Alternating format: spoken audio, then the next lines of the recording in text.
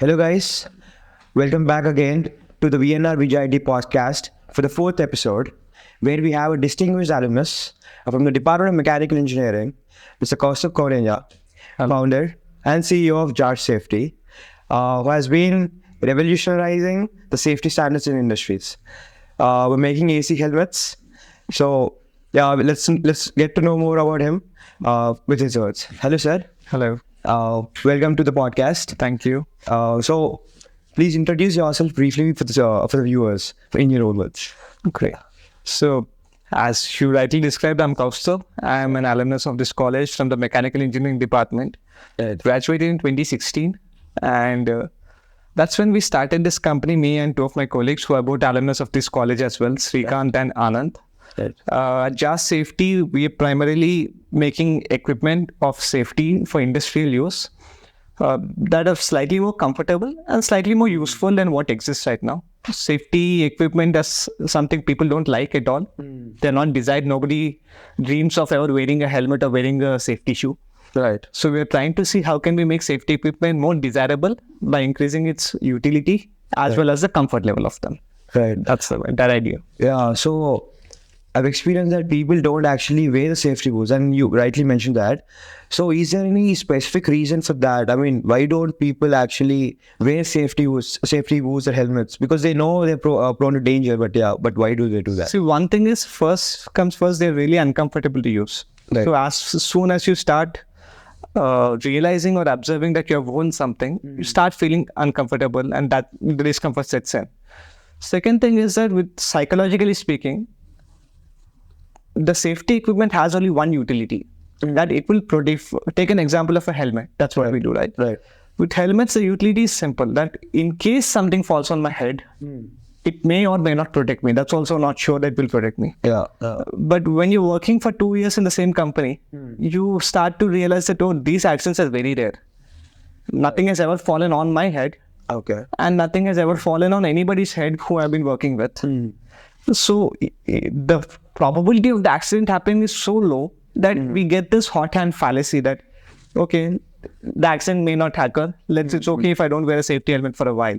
So people don't see the purpose or the utility of it because there's no immediate advantage of wearing it.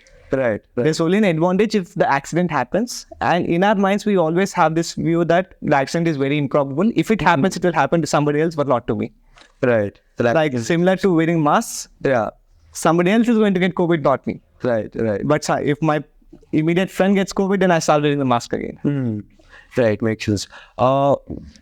So, Jarsh Safety, why does it concentrate? I mean, it is an AC helmets industry right now, but why AC helmets? So the practical answer is that we would have to start somewhere. Okay. So that's the thing. But helmets is one of the most hated safety equipment compared to, say, shoes or fall harnesses or even goggles, gloves, etc. Okay. Helmets is something people don't like at all. Right. And one of the reasons for that is the entire heat in the body is mostly generated by the head. Even now, right now, while we're wearing shoes, socks, clothes, we are okay. We might even wear a blazer, we might be okay. But as soon as you start wrapping something around your head, you start feeling uncomfortable. You don't feel very comfortable. So that's a major problem in industries. You go to any industry, you'll see that people don't wear helmets unless a supervisor is on the field. It's the same with bike helmets as well. Our college has a rule that you can't come in without wearing a helmet. Yeah, right. So as a result, this was implemented proactively by college, I think, in 2014. And back then, even the police didn't care much, right?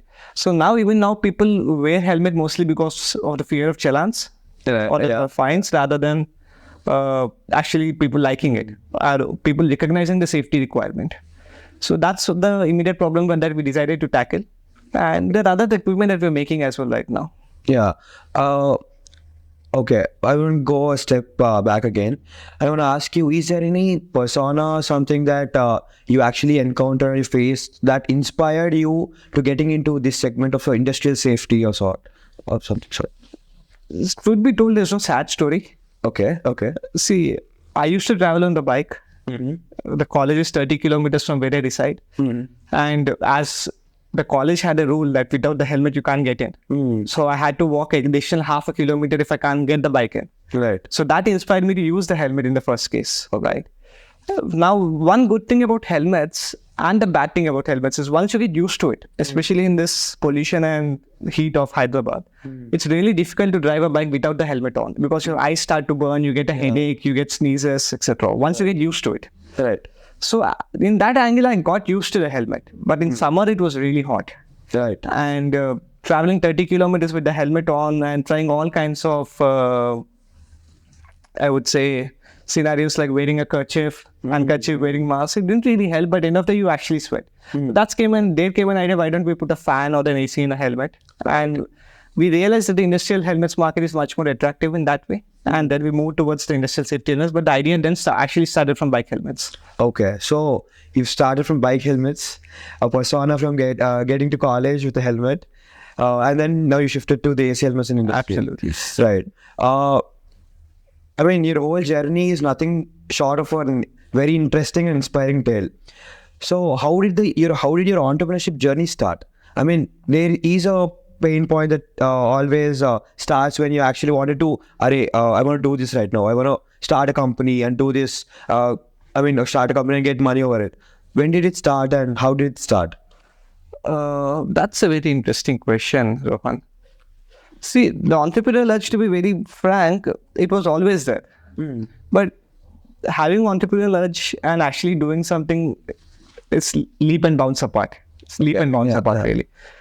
If you leave it to people, almost everybody wants to start something of their own because then you have the freedom of moving around. But everybody doesn't do it actually, right? So there was one program in the college called the Technology Entrepreneurship Program. Okay. It was there. I graduated in 2016, right? So it was there back then. I'm not sure if it's still there right now. Okay. It was a program from the government of Telangana, which was sponsored by the government of Telangana. Okay. For engineering college students, and it was executed by the Indian School of Business, ISB. Right. So that was the program actually aimed at bringing out entrepreneurs, technological entrepreneurs from engineering colleges based across India, across Telangana, not India. And that's where it actually gave me a path to realize my dream on how to do it. There were clear set points. And even then came up T-Hub. I'm sure all of you are aware of T-Hub right now. And everybody was just rolling drums saying that bring an idea, we'll make a prototype out of it. Right. But again, I'll say that's still drums. But one good thing we found a mentor right here in college. Okay. There was our president of the board earlier, Dr. D.N. Rao. I'm not sure if he's still active right now. Yeah, he is. Dr. D.N. Rao was the president, and he was the general secretary initially and then the president. A very successful entrepreneur who really liked guiding young students like us. Yeah. And when we were actually thinking of developing something, and searching for ideas, as we have said, he was the one who told us that there's no meaning in searching for ideas. Search for problems and build solutions for your problems. And people will pay for the solution. And then we were naive enough to go around and ask everyone what their problems were. Our friends told us that they didn't like the attendance system in the college. There were a few people who said that we didn't know where the mechanical engineering department was because there's no signage in the college. There was a security guard who told us that the shoelaces always came off during the day. But none of the problems were big enough and practical enough to solve. And we were just loitering around that way. And then, lucky enough, we met him again. And he asked us what happened. It's been 2 months. And when we told him this story, he laughed loudly and said, no, you don't need to search for others' problems. Don't you have your own problems? Just solve your problems, and there are millions of people like you who will pay for it. Yeah. And that also made a lot of sense from an experienced entrepreneur. And that's when we started searching for our own problems. And the own problem was, of course, traveling on the bike for 30 kilometers wearing a helmet, and it was really hot. Yeah. And that's a problem I decided to tackle. And that's when we had to form a team who also believed in the same problem. And I was part of a lot of student projects. Okay. You were earlier mentioning before the interview about ESVC. Yeah. We were participating in that as well. We went into hybrid go-kart competition where we came to the best, I remember, third in the entire country. And I worked with a lot of my classmates there. And when I approached a bunch of 10, 15 people, only 2 of them resonated with my idea. And those 2 are my co-founders today. And we had an excellent journey since then. Right. So, yeah, finally you got your you found your two co-founders from your class, right? I mean, what was your approach while you were going to them? What were you thinking while you have this idea, but no one's gonna, I mean, without you telling them, no one's gonna know. So what was your approach to them? What do you wanted them to actually tell back to you? When do you ask them, okay, I have this idea? It wasn't really that mature conversation. Okay. Young people like you, when I was back then, are not that intelligent, except a few people. Okay. It was a naive conversation. We just wanted to develop something. There was no real business plan. There was no real idea on how to take this to the market. It was just a few engineering students who wanted to do something that really did not exist anywhere else. As simple as that. Because being a student, being a young person, we were all full of ego that we won a go-kart competition. Right. And I think we were the 8th or 9th batch going to the same competition. All our seniors went since 2007 or 2008. And to the best of my knowledge, we were the only ones who actually passed the qualification round. And we not only passed the qualification round, we came third. Came third as well. Right. So that definitely boosted our ego. And all we wanted to do was something that did not exist. There was no real study on, if I develop a product today, I really go into depths to see who are the customers. We interview the customers. We see what is the requirement, the scale of the requirement, what is the price range they look at, who are the competitors, what are the existing solutions to these problems. Right. There's a whole range of marketing study that needs to be done before you actually start developing a product. But none of that was done. Okay. It was purely from a personal point of view that I didn't like helmets, so let's make an AC helmet. And even my co-founders were also not smart enough, just like me, to see, is there a market for this? They also went with the flow just like I did, and we developed the product. And once we started to develop the product, maybe 2 years down the line, we realized that, okay, we need to understand the pulse of the market, right? And so it was a long journey, but a very self-learning journey, I would say. Right. Some things cannot be taught. Even if then our mentor, Dr. Rao, came back to say that you need to have a business plan, probably we wouldn't listen to him. Yeah. Right. So it takes time to learn. And with hardware, the biggest problem is it takes at least 1 to 1.5 years to develop a product. Nothing can be done before that. Right.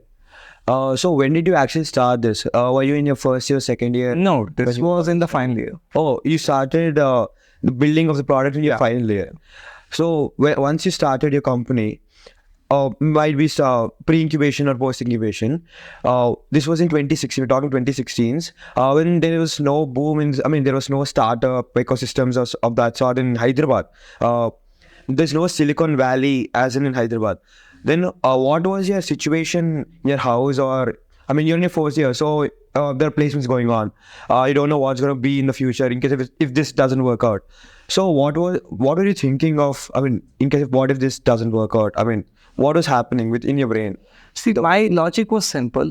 That fortunately enough, I did not have really bad financial pressures at home. Okay. And when I mean financial pressures, I don't come from a family where I need to feed my parents. Your expenses you need to control. So I'm not a person who keeps on spending and expect my parents to fund me. But I'm not in a situation where I need to fund my parents. So that was an advantage I had, which I would say most people in Vnrvjiet have, but there are a few unfortunate people who don't, right? That's the situation as well. So when that kind of situation is there, when you don't have any responsibilities or liabilities, you can afford to spend maybe 2 or 3 years of your life to see what you want to do. The entire logic behind us starting so young was the risk appetite is higher when you're young. Right. The simple logic is that if you're buying a mobile phone that you'll use for 2 years, you're going to take a week or two to decide what it is. Right? Anybody in this world, be it a job, business, practice, anything, whatever you do from the age of 21 to say 26, 27, that's something you'll end up doing your entire life, because that's too late to shift careers. And without taking a huge hit. You can, of course, shift careers, but without taking a huge hit, it's too late to shift careers. So the first 5-6 years of your life, whatever path you're taking, that's a path you will be taking for your rest of your life. And that's what you'll be known for the rest of your life as well, because that's the path you will be stuck with. Yeah. In management, this is called path dependence. You take a path, you're stuck there, right? Right. So the entire idea was take 2-3 years, try it out. If it passes, it passes. Right. If it fails, I was confident enough, I will anyway end up with a job. So that was again self-confidence or ego or whatever you call it. Right. We were confident enough that, okay, if this fails, I will not end up on the streets, definitely. I was confident I will end up in some good job, some decent job. Right. But lucky enough, it went well. It worked out well. Yeah. So that was a thought process. Give it 2 or 3 years to try. Okay. And if it succeeds, it succeeds. If it fails, it fails. And I've been fortunate enough that my parents and my co-founders' parents were progressive enough to understand this. They were very supportive, not just progressive, progressive. They were proactively supporting us. So that was the thing. And there was immense support from the college as well. The college did give us space to work from. They gave us all the equipment to work from. They also gave us a grant to work with. So there are so many students right now that actually want to pursue entrepreneurship. When I say want to pursue entrepreneurship, as in pursuing entrepreneurship. And yeah, they're in a great dilemma that always I might not actually go past this, or maybe I cannot get my funding done right, or I don't know the basics, but I want to do this. In case if there's a guy who comes like that to you with an idea, what are the 3 learnings that you would give him from your past experiences? See, one main thing is there are a lot of companies who get, in today's scenario, you get funding from idea stage, right? But just because you don't get funding from idea stage doesn't mean it's not a successful idea. Right. In the first 2 years of the venture, the largest investment in the company is actually your time and effort. Right.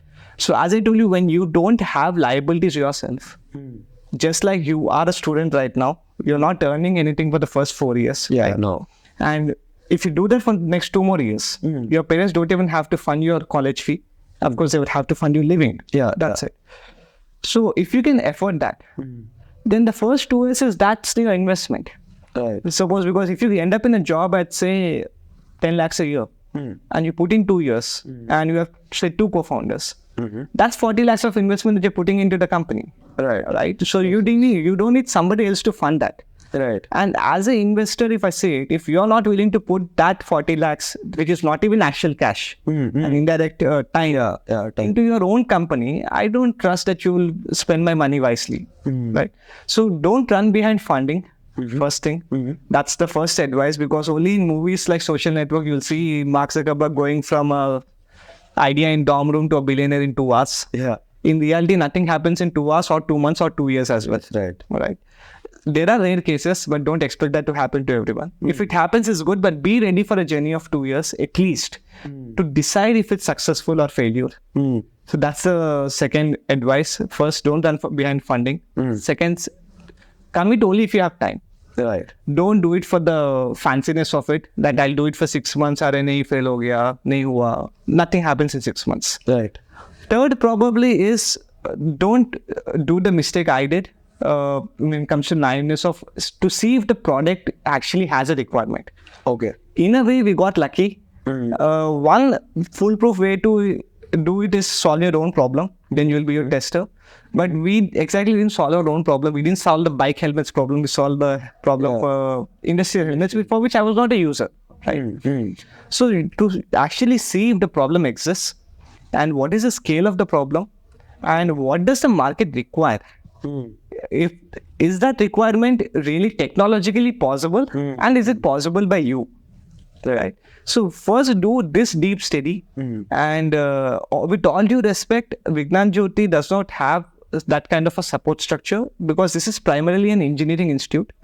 So if you take some support from somebody in the field that you're looking at, suppose if you're looking at automobile, go and find people in your alumni or faculty or friends who have actually worked in that industry. Don't rely on the opinions of your friends or your family or the faculty, because their expertise is not this. Their expertise is something different. Their expertise is not marketing. This is not a management institute. Right.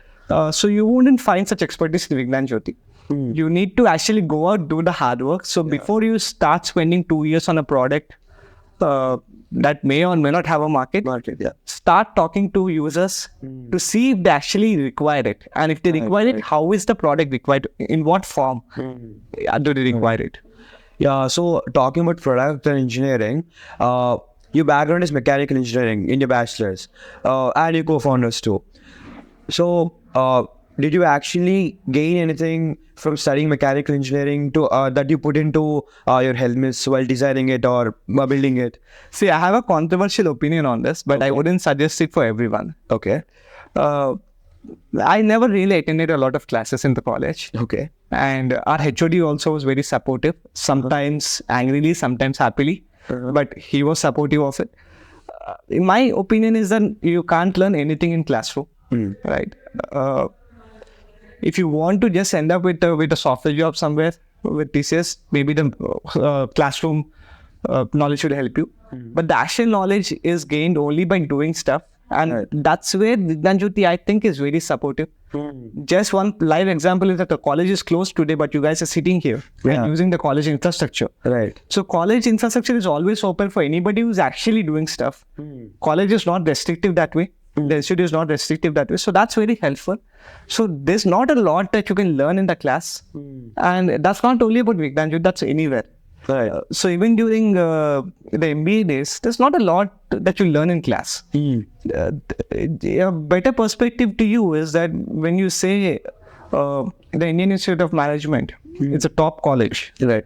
Say compared to VGI and what we have here right now.